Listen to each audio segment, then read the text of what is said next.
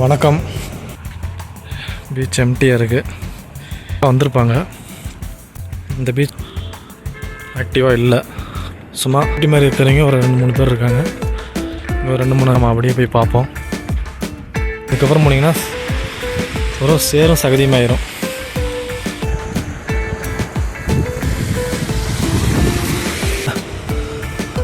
இது போயிட்டு வந்தாவே ஒரு ஊஞ்சல் கல் உள்ள வரையும் ஒரு ஃபுல்லாக டஸ்ட்டு. உணவும் வந்துட்டு இங்கே வச்சுருக்காங்க. குருவிகளும் புறாக்களும்